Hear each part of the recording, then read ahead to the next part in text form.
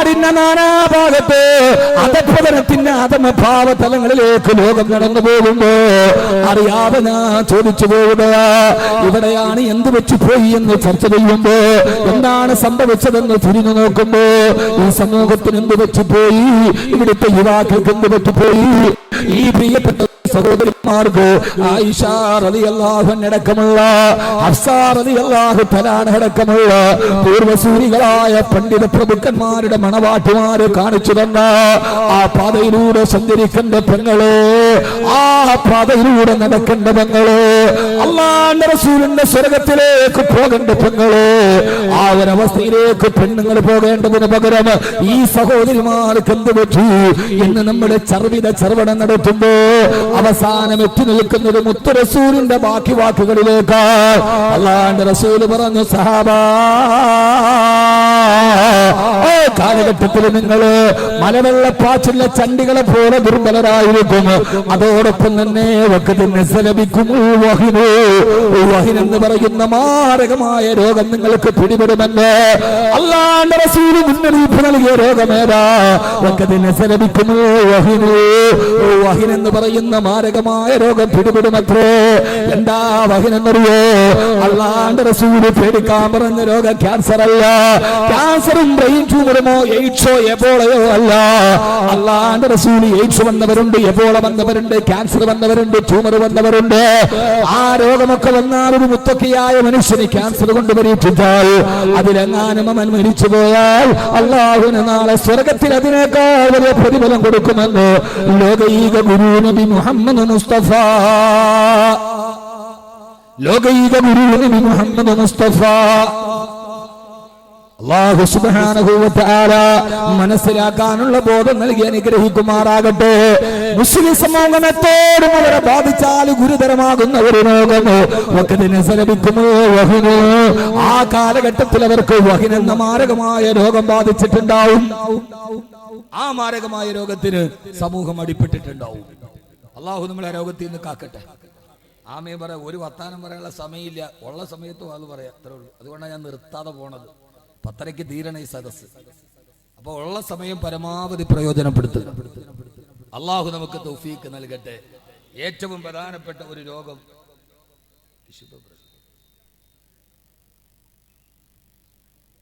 അന്ന് സമൂഹത്തെ ബാധിക്കുന്ന ഏറ്റവും പ്രധാനപ്പെട്ട രോഗം അൽ വഹിനു. വഹിൻ എന്ന് പറയുന്ന മാരകമായ രോഗമാണ്. ഇതാണ് ആധുനിക മുസ്ലിം സമൂഹം നേരിടുന്ന ഏറ്റവും വലിയ വെല്ലുവിളി. വേറെ വെല്ലുവിളിയൊന്നുമില്ല. വേറെ ഇറാഖോ സിറിയയോ അതൊന്നും നമ്മളെ ബുദ്ധിമുട്ടിക്കുന്നില്ല. കാരണം ഡൊണാൾഡ് ട്രംപ് അധികാരത്തിൽ വന്നൊന്നും നമ്മളെ ബുദ്ധിമുട്ടിക്കുന്നില്ല. അത് ഇമാം മഹദിക്കുള്ള വഴി തെളിയാണ്. അവിടെ നമുക്ക് ആശങ്കയില്ല. നിങ്ങൾ ആരും വിചാരിക്കേണ്ട Syria, Afghan, Chechnya, Bosnia, Donald Trump ഇതൊന്നും നമ്മളെ ആശങ്കപ്പെടുത്തുന്നില്ല. ഇത് അല്ലാഹുവിന്റെ റസൂൽ സല്ലല്ലാഹു അലൈഹി വസല്ലമ ലോകാവസാനത്തിന് മുമ്പ് പറഞ്ഞ അടയാളങ്ങളിലേക്ക് ലോകം നടന്നു പോവുകയാണ്. അതിനെക്കുറിച്ച് നമുക്കിപ്പോൾ ചർച്ച ചെയ്യേണ്ട.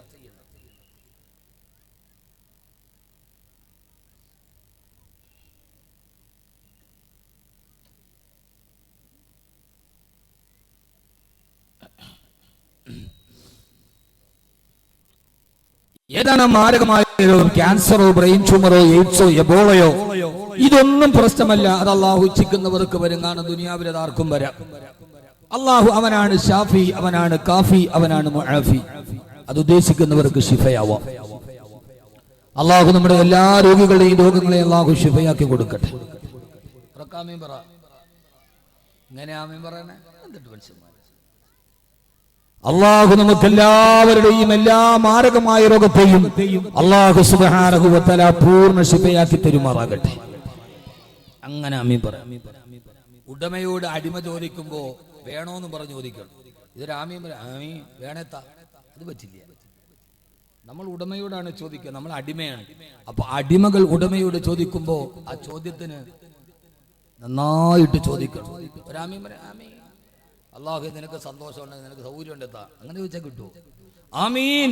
പടച്ചവനെ തരണം, തന്നാലല്ലാതെ ഞങ്ങൾ തിരിച്ചു പോകില്ല അള്ളാഹുവേ. ആ രീതിയിൽ ചോദിക്കണമെന്ന് നബിയുനാ റസൂലുള്ളാഹി സ്വല്ലല്ലാഹു അലൈഹി വസല്ലം. ഒരു സത്യവിശ്വാസി ദുആ ചെയ്യേണ്ടത് ഇങ്ങനെയാണ്. എങ്ങനെ? രണ്ട് രീതിയിൽ. ഒന്ന്, അള്ളാഹിനോട് ചോദിക്കണം, എന്നിട്ട് അവനോട് പറയണം, അള്ളാഹുവേ നീ തന്നാലല്ലാതെ ഞാൻ തിരിച്ചു പോകില്ല. രണ്ട്, കരയണം, കരഞ്ഞുകൊണ്ട് ചോദിക്കണം. കരച്ചിൽ വന്നില്ലെങ്കിൽ കരയുന്നത് പോലെ അഭിനയിക്കണമെന്ന് നബിയുനാ റസൂലുള്ളാഹി.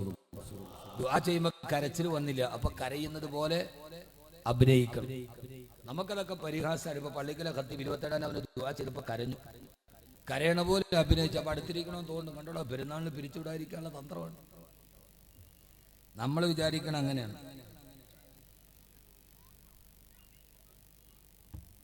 അങ്ങനെയല്ല, കരച്ചിൽ വന്നില്ലെങ്കിൽ കരയുന്നത് പോലെ നിങ്ങൾ അഭിനയിക്കണമെന്ന് നബി മുഹമ്മദ് മുസ്തഫ സ്വല്ലല്ലാഹു അലൈഹി വസല്ലം. ഇതാ ചൂട്, അല്ലാഹു കാത്തുരക്ഷിക്കട്ടെ. ഫെബ്രുവരി ആയപ്പോഴേ ഇത്രയും ചൂട്. അപ്പോൾ മാർച്ച് ഏപ്രിലാവുമ്പോൾ കഴിഞ്ഞ 100 വർഷത്തിൻ്റെ ഇടയിൽ ഏറ്റവും വലിയ വരൾച്ചയിലേക്കാണ് കേരളം പോകുന്നത്. ചൂട്ടിച്ചോളി, ഈ ലോകത്തിന് വലിയ ആയുസ്സൊന്നുമില്ല. ഇതൊക്കെ ഏതാണ്ട് തീരാറായി. നിങ്ങളൊന്ന് ആലോചിക്കുക, സസ്യശ്യാമളമായ ഹരിതാപമായ ചാരിയാറും ഭാരതപ്പുഴയും പമ്പയും പെരിയാറും തടംതല്ലിയാ തുടങ്ങിയ എന്നും ഫലഭൂയിഷ്ടമായിരുന്ന വൃഷ്ടിപ്രദേശങ്ങൾ ഏറെയുള്ള കേരളം വരൾച്ചയിലേക്ക് പോകുന്നു എന്ന് പറഞ്ഞതിൻ്റെ അർത്ഥം എന്താ? പെരിയാറും പമ്പയാറും ഭാരതപ്പുഴയൊക്കെ വറ്റി. അള്ളാഹു നമ്മളെ എല്ലാ രീതിയിലും വരുന്ന എല്ലാ ആപത്തുകളും അള്ളാഹു കാത്തുരക്ഷിക്കുമാറാകട്ടെ. അപ്പൊ നമ്മൾ ദുആ ചെയ്യേണ്ട രോഗമേറെ അള്ളാഹുവേ വഹിൻ എന്ന് അള്ളാഹുവിന്റെ പ്രവാചകൻ നബി മുഹമ്മദ് മുസ്തഫ സല്ലല്ലാഹു അലൈഹി വസല്ലമ മുന്നറിയിപ്പ് നൽകിയ ഒരു രോഗമാണ്. എന്താണ് വഹിൻ? ആ 2 രോഗത്തിൽ നിന്ന് അള്ളാഹു കാക്കട്ടെ. മതി, ഇവിടെ ഒന്നല്ല, ലേലം വിളിക്കാനല്ല, എനിക്ക് ഉപയോഗിക്കാനാണ് വിചാരിച്ചത്.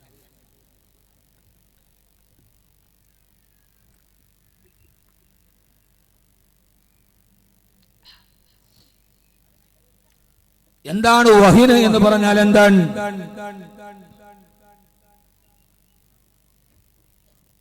ആദരവായ റസൂലുള്ളാഹി സ്വല്ലല്ലാഹു അലൈഹി വസല്ലം പറഞ്ഞു, വഹിൻ എന്ന രോഗം വന്നാൽ അതിന് 2 രോഗലക്ഷണമുണ്ട്. ആ 2 ലക്ഷണങ്ങൾ ഇൻഷാ അല്ലാഹ് നമുക്ക് പറയാം. അല്ലാഹു അതിൽ നിന്ന് നമ്മളെ കാത്തുരക്ഷിക്കട്ടെ. അത് മാറിയാലല്ലാതെ മുസ്ലിം സമൂഹത്തിന്റെ ഈ ബുദ്ധിമുട്ട് മാറില്ല. അത് മാറണം മുസ്ലിമീങ്ങളുടെ മനസ്സിൽ നിന്ന്. അല്ല, നമ്മൾ മുഖം നന്നാവാത്തതിനെ കണ്ണാടിയെ കുറ്റം പറഞ്ഞിട്ട് കാര്യമില്ല. അത് മുഖമാണ് നന്നാക്കണം. മുഖം നന്നാവാത്തതിനെ കണ്ണാടി മോശമാണെന്ന് പറഞ്ഞിട്ട് കാര്യമുണ്ടോ? ഉണ്ടോ? എന്റെ മുഖം നന്നായില്ല, കണ്ണാടി ഈ കണ്ണാടി മോശമാണ് എന്ന് പറഞ്ഞിട്ട് കാര്യമുണ്ടോ? നമ്മൾ നമ്മുടെ തെറ്റല്ല അംഗീകരിക്കേണ്ടത്. ഒരാൾ ആക്സിഡന്റിൽ പെട്ട് വണ്ടി പോയി പോസ്റ്റ് ഇടിച്ചു. അപ്പൊ അയാൾ വന്നിട്ട് എന്റെ പൊന്നുസ്താദെ, രാത്രിയിൽ ഞാൻ വണ്ടി ഇങ്ങനെ ഓടിച്ചോണ്ട് വരുമ്പോ റോഡിന്റെ അരികിൽ വന്ന പോസ്റ്റ് വന്ന് എന്റെ കാറിൽ ഒരൊറ്റ ഇടി. അവൻ പറയാനായിട്ട് നമ്മൾ വിശ്വസിച്ചു. ഉസ്താദ്, ഞാൻ ഓടിച്ചോണ്ട് പോകുമ്പോൾ റോഡിന്റെ അരികിൽ പോസ്റ്റ് വന്ന് എന്റെ കാറിൽ ഒരൊറ്റ ഇടിച്ചു. അപ്പോൾ ഇവൻ പോയി പോസ്റ്റ് ഇടിച്ചല്ല. നമ്മളെപ്പോഴും മറ്റൊന്നിനെ കുറ്റം പറഞ്ഞ് അവനവന് ബാധിച്ച ആദർശ പാപ്പരത്തെയും അവനവന് ബാധിച്ച രോഗത്തെയും ചികിത്സിക്കാൻ കഴിയാതെ രോഗം വേറെ എവിടെയാണോ എന്ന് ചിന്തിച്ച് നടക്കാണ് നമ്മൾ. തുഞ്ചത്തെഴുത്തച്ഛ പറഞ്ഞതുപോലെ ചക്ഷുശ്രവണ ഗളസ്തമാം ദർദുരം ഭക്ഷണത്തിന് അപേക്ഷിക്കുന്നത് പോലെ. ചക്ഷുശ്രവണ ഗളസ്തമാം ദർദുരം ഭക്ഷണത്തിന് അപേക്ഷിക്കുന്നത് പോലെ. കേട്ടിട്ടില്ല നിങ്ങള്? എന്താ അതിന്റെ അർത്ഥം? എന്താ?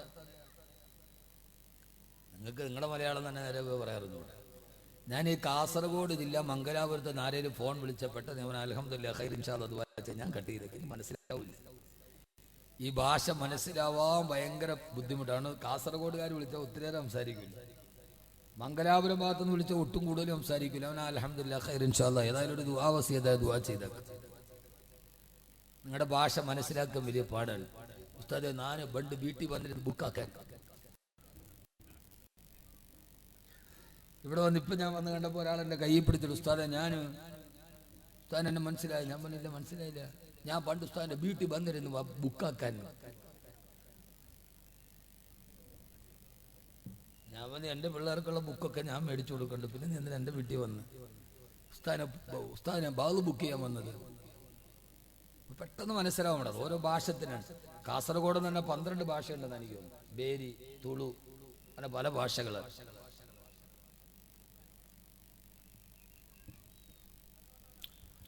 അല്ലാഹു സുബ്ഹാനഹു വ തആല തൗഫീഖ് നൽകി അനുഗ്രഹിക്കുമാറാകട്ടെ. കാസർഗോഡ് എല്ലാത്തിലും നല്ലതാണ്. നിങ്ങൾക്കെല്ലാം ഭയങ്കര ആവേശം. ആലിമീങ്ങളെ ആദരിക്കുന്ന കാര്യത്തിൽ ഭയങ്കര ആവേശമാണ്. സയ്യിദന്മാരെ ആദരിക്കുന്ന കാര്യത്തിൽ ഏറ്റവും നല്ല ആവേശം ഇവിടെയുള്ള ആളുകളാണ്.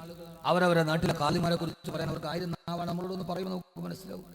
പക്ഷെ അതേപോലെ കൊള്ളാത്ത കാര്യത്തിൽ നിങ്ങൾക്ക് ആവേശം കൂടുതലാണ്.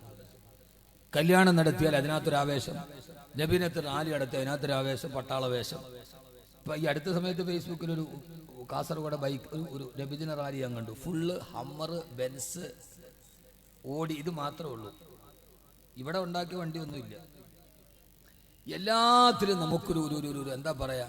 എന്നിട്ട് അതിന്റെ ഡോറൊക്കെ തുറന്ന് ആ ഡോറിന്റെ മുകളിൽ 2 പേര് കയറിയിരുന്ന് ഒരു അറബി താടിയൊക്കെ വെച്ച് ഒരു കമീസൊക്കെ ഇട്ട് പിന്നെ ഒന്ന് ആട്ടി. ഇതൊക്കെയാണ് നബിദിന റാലി. നബിദിന റാലി എന്ന് പറഞ്ഞാൽ ആ നാട്ടിലെ മദ്രസ വിദ്യാർത്ഥികൾ, മഹല്ല് ഭാരവാഹികൾ, സയ്യിദന്മാർ, ആലിമീങ്ങൾ റോഡിന്റെ സൈഡിലൂടെ ഗതാഗത തടസ്സം ഉണ്ടാക്കാതെ ബുറുദ ഓടി തവസ്സൽനാ ബിസ്മില്ലാ എന്ന് ഓതി അള്ളാഹുവിന്റെ റസൂലിന്റെ ജന്മദിനത്തിൽ സന്തോഷം പ്രകടിപ്പിക്കേണ്ട ഒരു ആത്മീയ സാന്നിധ്യമാണ്. അതിനെ നമ്മൾ എന്തിനാ വികലമാക്കുന്നു?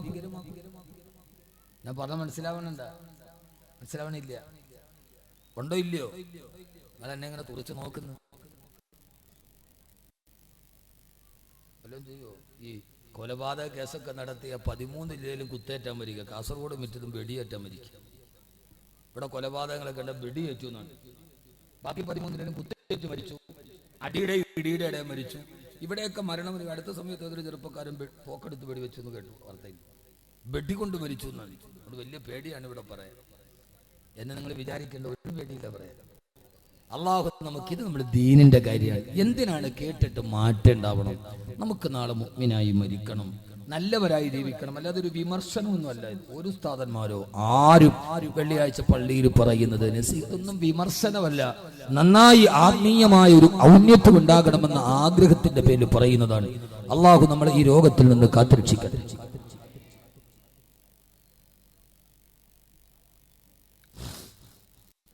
ആദരവായ പ്രവാചകൻ നബി മുഹമ്മദ് മുസ്തഫ ഒക്കെ പറ. ആദരവായ പ്രവാചകൻ നബി മുഹമ്മദ് മുസ്തഫ സല്ലല്ലാഹു അലൈഹി വസല്ലം അവസാന കാലത്ത് വരുന്ന ഇസ്ലാമിക സമൂഹത്തിൽ ബാധിക്കുന്ന ഏറ്റവും വലിയ ദുർബലതയെ കുറിച്ച് പറയുമ്പോ അല്ലാഹുവിന്റെ റസൂൽ പറഞ്ഞു, ആ കാലഘട്ടത്തിൽ നിങ്ങൾക്ക് വഹിൻ എന്ന് പറയുന്ന മാരകമായ രോഗം നിങ്ങളുടെ ഹൃദയത്തെ ബാധിച്ചിട്ടുണ്ടാവാം. സഹാബത്ത് ചോദിച്ചു, നബിയേ മൽ വഹിനു യാ റസൂലല്ലാഹ്, മൽ വഹിനു യാ റസൂലല്ലാഹ്. വഹിൻ എന്ന് പറഞ്ഞാൽ എന്താണ് നബിയേ? അവസാന കാലഘട്ടത്തിൽ ജീവിച്ചിരിക്കുന്ന ഇസ്ലാമിക സമൂഹത്തെ അപഗ്രഥിക്കുന്ന വഹിൻ എന്ന് പറയുന്ന മാരക രോഗമാണ് എന്താണെന്ന് ചോദിക്കോ. അല്ലാഹുവിന്റെ റസൂൽ പറഞ്ഞ മറുപടി സദസ്സിനോട് ഞാൻ പങ്കുവെക്കുക. അല്ലാഹുവിന്റെ റസൂലിന്റെ മറുപടി സല്ലല്ലാഹു അലൈഹി വസല്ലം, വഹിൻ എന്ന് പറഞ്ഞാൽ ഹുബ്ബു ദുനിയാ വകറാഹിയത്തുൽ മൗത്ത്. ഒന്നീ ദുനിയാവിനോടുള്ള അതിരറ്റ ഭ്രമമാണ്, ഈ ദുനിയാവിനോടുള്ള അതിരറ്റ അത്യാഗ്രഹമാണ്. ഇസ്ലാമിക സമൂഹത്തിന്റെ ഹൃദയത്തിലേക്ക് ഭൗതികമായ ലോകത്തിനോടുള്ള അത്യാഗ്രഹം ആസക്തിയും വർദ്ധിച്ചു വന്നാൽ, എന്നാൽ ഈ ദുനിയാവേദ അല്ലാഹു സുബ്ഹാനഹു വ തആല ലോകത്തെ ഏറ്റവും നശ്വരമാണെന്ന് പറഞ്ഞ ഏത് സമയത്തും അവസാനിക്കുമെന്ന് പറഞ്ഞു പോയ അള്ളാഹുവിന്റെ ഏറ്റവും വലിയ നിസ്സാരമായി പറഞ്ഞു പോയ ദുനിയാവുണ്ടല്ലോ, ആ ദുനിയാവിനെ ആരെങ്കിലും സ്നേഹിച്ചാൽ ദുനിയാവിനോടുള്ള അതിരട്ട ആഡംബര ഭ്രമം ഇസ്ലാമിക സമൂഹത്തിന്റെ ഹൃദയത്തെ കീഴടക്കിയാൽ, കാസർഗോഡ് ചെറുപ്പക്കാരാ, ഈ അതിരട്ട ആഡംബരത്തോടുള്ള ഭ്രമമല്ലേ, മറ്റൊരുത്തന്റെ മുമ്പിൽ വലുതാകാനുള്ള ആഗ്രഹമല്ലോ നമ്മുടെ ഹൃദയത്തെ ഇന്ന് മതിച്ചുകൊണ്ടിരിക്കുക. എന്നാൽ ദുനിയാവാരാ മരുഭൂമിയിലൂടെ, മദീനത്തിന്റെ മരുഭൂമിയിലൂടെ നടന്നു പോകുമ്പോ ചത്തുപിടിച്ചു നാറിക്കിടക്കുന്ന ഒരു നായുടെ ശവശരീരം കണ്ടപ്പോ അല്ലാഹുവിന്റെ റസൂൽ ചോദിച്ചു, സഹാബ, ആരാണ് ഒരു ദീനാർ വന്നിട്ട് ഈ പുറത്തു കിടക്കുന്ന നായുടെ ശവശരീരം വാങ്ങിക്കുക? അതിന്റെ ദുർഗന്ധമേറ്റു നാസാരന്ധങ്ങളിലേക്ക് ആ പുതുപുടുത്ത ശരീരത്തിന്റെ ദുർഗന്ധം വന്നപ്പോ മൂക്കുപൊട്ടിയിട്ട് അല്ലാഹുവിന്റെ റസൂൽ ചോദിച്ച മറുപടിയായി സഹാബത്ത് പറഞ്ഞു, യാ റസൂലല്ലാഹ്, ഇത് ജീവനുള്ളപ്പോൾ പോലും ഒരു ദീനാർ വന്ന് ഞങ്ങളിത് വാങ്ങിക്കില്ല. പിന്നെ ചത്തുപുറത്ത് നാറിക്കിടക്കുന്ന ഈ നായ ആരാണ് വില കൊടുത്ത് വാങ്ങിക്കുന്നതെന്ന് ചോദിച്ചപ്പോ അവരുടെ ഭൗതിക പ്രേമത്തിനോടുള്ള